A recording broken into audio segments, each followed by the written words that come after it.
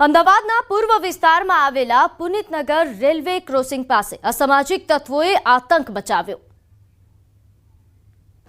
અમદાવાદના પૂર્વ વિસ્તારમાં ફરી એક વખત અસામાજિક તત્વોનો આતંક જોવા મળ્યો। મોબાઈલનો વેપારી પોતાના મિત્રો સાથે ઊભો હતો ત્યારે 8 થી 10 જેટલા અસામાજિક તત્વોએ આવીને વેપારીને લાકડી વડે માર માર્યો।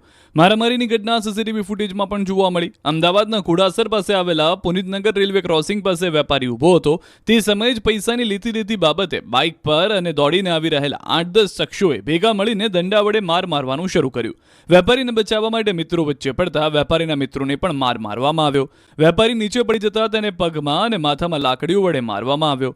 આસપાસના લોકો પણ જોડાવા પડ્યા હતા છતાં વેપારીને માર મારવામાં આવ્યો। શહેરના પૂર્વ વિસ્તારમાં યુપી બિહાર જેવી સ્થિતિ સર્જાઈ છે। વેપારીને મારીને આ શખ્સો બાઇક પર નાસી જાય છે। આ અંગે વટવા જીઆઈડીસી પોલીસ દ્વારા ફરિયાદ નોંધવાની તજવીજ હાથ ધરવામાં આવી છે।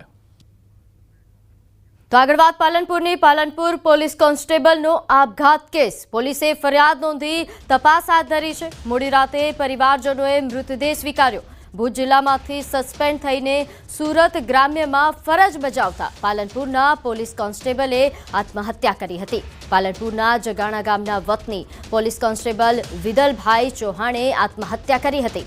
પોલીસ કોન્સ્ટેબલે આત્મહત્યા કરતા પહેલા એક સુસાઇડ નોટ પણ લખી હતી। પોલીસ અધિકારીઓ પર તેમણે ગંભીર આરોપ લગાવ્યા હતા। નલિયા સીએચસીના મેડિકલ ઓફિસર ડોક્ટર પરમારે મૃતક કોન્સ્ટેબલનું રૂબરૂ પરીક્ષણ કર્યા વગર ખોટો રિપોર્ટ કર્યા હોવાનો સુસાઇડ નોટમાં ઉલ્લેખ કર્યો હતો। ત્યારે હાલ તો પોલીસ તપાસમાં મોટા ખુલાસા થઈ શકે છે। ત્યારે આ ઘટનાને લઈને વધુ અપડેટ સાથે આપણી સાથે સંવાદદાતા કિશોર જોડાઈ ગયા છે। કિશોર, પોલીસ કોન્સ્ટેબલના આપઘાત મામલે શું વધુ અપડેટ? ચોક્કસથી પ્રીતિ, આપને જણાવી દઉં કે ગઈકાલે પાલનપુર ખાતે આવેલા પોલીસ કોન્સ્ટેબલ વિદલભાઈ ચૌહાણે ગળે ફાંસો ખાઈને આત્મહત્યા કરી હતી। વિદલભાઈ ચૌહાણને ભુજમાં વીઆઈપી બંદોબસ્ત દરમિયાન નશાની હાલતમાં મળતા તેમનો વિડીયો પણ વાયરલ થયો હતો અને તે બાદ ભુજ જિલ્લામાંથી સસ્પેન્ડ કરીને સુરત ગ્રામ્યમાં તેમને મોકલવામાં આવ્યા હતા। જ્યારે તેઓ પાલનપુર ઘરે ફર્યા હતા ત્યારે આત્મહત્યા કરી હતી અને તેમની પાસેથી એક સુસાઇડ નોટ પણ મળી આવી હતી, જેમાં કચ્છના એસપી વિકાસ સુડા અને નલિયા પીઆઈ બીપી ખરાડી સહિત Naliya CHC medical officer doctor Parmar સામે પણ આ સુસાઇડ નોટમાં આક્ષેપો પણ કરવામાં આવ્યા હતા। તે બાદ પરિવારજનોએ મુદ્દે સ્વીકારવાનો ઇનકાર કર્યો હતો અને મોડી રાત્રે પરિવારજનોએ મુદ્દે સ્વીકાર્યો છે અને આ સમગ્ર મામલો અત્યારે તો થાળે પડ્યો છે અને પાલનપુર પોલીસે એડી દાખલ કરીને સુસાઇડ નોટના મામલે વધુ તપાસ પણ હાથ ધરી છે અને પશ્ચિમ પીએસઆઈને આ સમગ્ર મામલાની તપાસ પણ સોંપવામાં આવી છે। પ્રીતિ, જી આભાર માહિતી આપવા બદલ કિશોર। તો સુરતમાં વધુ એક યુવકે આર્થિક તંગીના કારણે આપઘાત કર્યો। પાંડેસરાના દક્ષેશ્વર નગરમાં 25 વર્ષીય યુવકે આપઘાત કર્યો। યુવકે પોતાના જ ઘરમાં ગળે ફાંસો ખાઈ આપઘાત કર્યો। વિશાલ નરવાડે નામના યુવકની મંદીના કારણે નોકરી છૂટી ગઈ હતી। યુવક છેલ્લા 5 મહિનાથી નોકરીની શોધમાં હતો। યુવકને નોકરી ન મળતા બેરોજગાર હોવાથી જીવન ટૂંકાવ્યું। આપઘાતને લઈ પાંડેસરા પોલીસે કાર્યવાહી હાથ ધરી। એ આર્થિક તંગી હતી અને કામ ધંધા 6 મહિનાથી ઘરે હતો। એના પપ્પાને કેન્સર બી થયો હતો, દવાખાનો ખર્ચો બહુ થઈ ગયો હતો એટલે લોન લીધેલી હતી। લોનવાળા બી હેરાન કરતા હતા એને વારે ઘડી, એમાં ઘરમાં કચકચ થતી હતી તો એને નોકરી મળતી નથી। એના હિસાબે એ લોકોનો ઝઘડો થયો, એ પછી બાએ આ સુસાઇડ કર્યું છે। તો આ તરફ સુરતમાં આરોપી ભાગીને તાપી નદીમાં કૂદી ગયો। આરોપીને કોઝવેના પાડા પરથી લઈ જતા સમયે તકનો લાભ લઈ પાડા પરથી કૂદી ફરાર થયો। આરોપી તાપી નદીની વચ્ચે આવેલા ટાપુ પર પહોંચી ગયો। પોલીસ કંટ્રોલ રૂમમાંથી ફાયર વિભાગને ઘટનાની જાણ કરવામાં આવી। ફાયર વિભાગે સ્થાનિકોની મદદ લઈ તાપી નદીમાં આરોપીની શોધખોળ હાથ ધરી।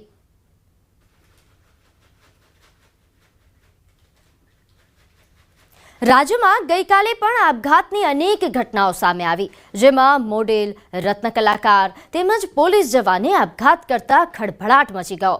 સુરત શહેરમાં વધુ એક મોડેલે આપઘાત કર્યો। અઠવા વિસ્તારમાં ખાનગી એજન્સીમાં કામ કરતી મોડેલે પ્રેમ પ્રકરણમાં આપઘાત કર્યા હોવાની ચર્ચા થઈ રહી છે। મોડેલની સોશિયલ મીડિયાની પોસ્ટ વાયરલ થઈ રહી છે, જેમાં લખ્યું છે કે આજે તે અહેસાસ કરાવી જ દીધો કે હું તારા માટે કંઈ જ નથી। બીજી તરફ બનાસકાંઠાના પાલનપુરમાં પોલીસ કોન્સ્ટેબલે આપઘાત કર્યો છે। આપઘાત પહેલા સુસાઇડ નોટ લખી એસપી વિકાસુડા અને નલિયાના પીઆઈ બીપી ખરાડી પ્રેશર કરતા હોવાનો ઉલ્લેખ કર્યો. તો સુરતના જહાંગીરપુરામાં વધુ એક રત્ન કલાકારે આપઘાત કર્યો. આર્થિક સંકળામણથી આપઘાત કર્યા હોવાનો સુસાઇડ નોટમાં ઉલ્લેખ કર્યો છે. તો 31 વર્ષીય જયદીપ ડોબરિયાએ ક્રિપ્ટોમાં નુકસાન બાદ આત્મહત્યા કરી. અમરેલીના રાજુલામાં દંપતીએ ઝેરી દવા પી આપઘાતનો પ્રયાસ કર્યો હતો.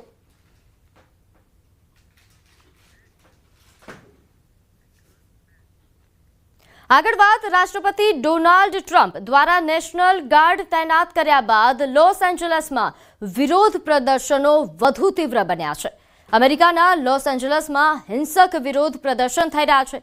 પ્રદર્શનકારીઓએ પોલીસ પર ફટાકડા અને પથ્થરમારો કર્યો છે. ટ્રમ્પે 2000 નેશનલ ગાર્ડ મોકલ્યા છે. ગેરકાયદેસર ઇમિગ્રન્ટ સામે કાર્યવાહીનો વિરોધ કરવામાં આવી રહ્યો છે. અત્યાર સુધી 118 લોકોની ધરપકડ કરવામાં આવી છે.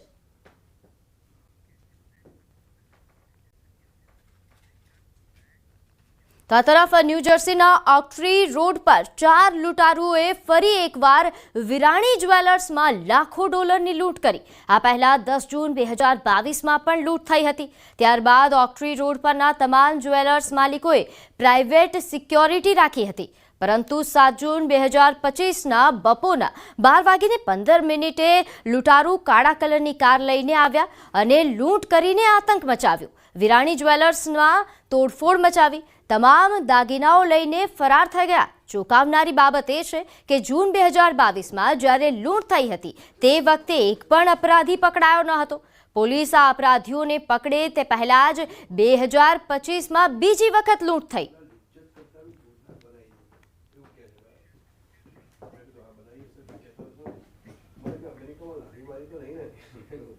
તો આગળ વાત સ્કૂલ ચલે હમ.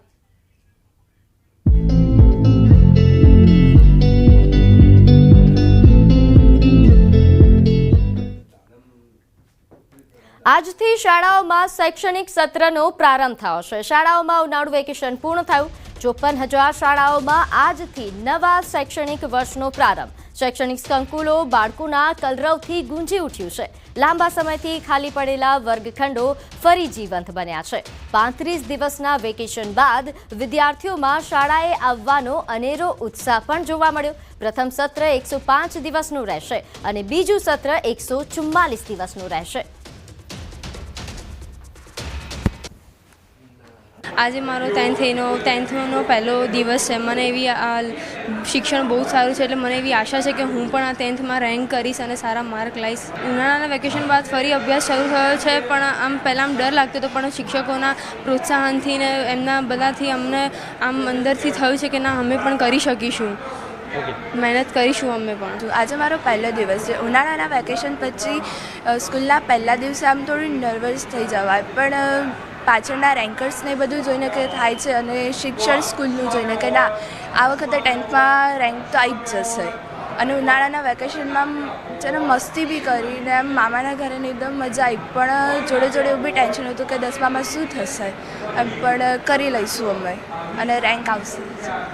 35 દિવસના ઉનાળુ વેકેશન બાદ નવા શૈક્ષણિક વર્ષના પ્રારંભની સાથે નવું શૈક્ષણિક વર્ષ આજથી શરૂ થઈ ચૂક્યું છે અને હાલ આપ જે જોઈ શકો છો કે અમદાવાદ સહિત રાજ્યભરની 54,000 જેટલી શાળાઓમાં નવા શૈક્ષણિક વર્ષનો પ્રારંભ થયો છે અને શૈક્ષણિક સંકુલોમાં બાળકોના કલરવ અને ઉત્સાહથી જે છે તે શાળાઓ ગુંજી ઉઠી છે. લાંબા સમયથી શાંત પડેલા વર્ગખંડો આજે ફરી જીવંત બન્યા છે અને 35 દિવસના વેકેશન બાદ આજે વિદ્યાર્થીઓ જે કે જેઓ શાળાએ પહોંચ્યા છે અને વિદ્યાર્થીઓમાં પણ અભ્યાસને લઈને ઉત્સાહ જોવા મળી રહ્યો છે.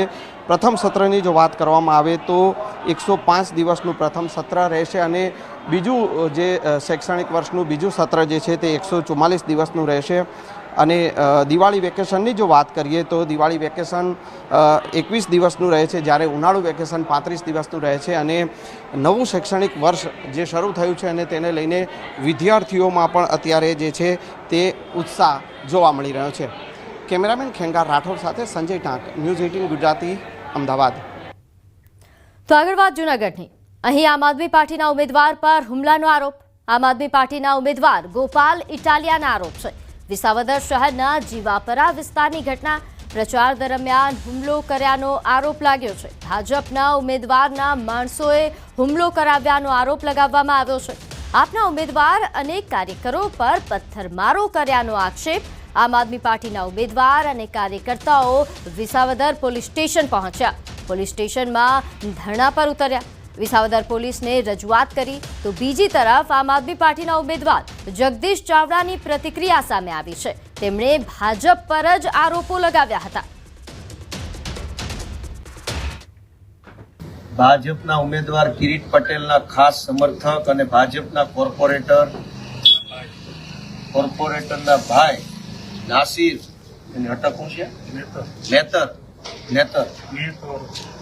નાસિર મેતરના ગુંડાઓ જે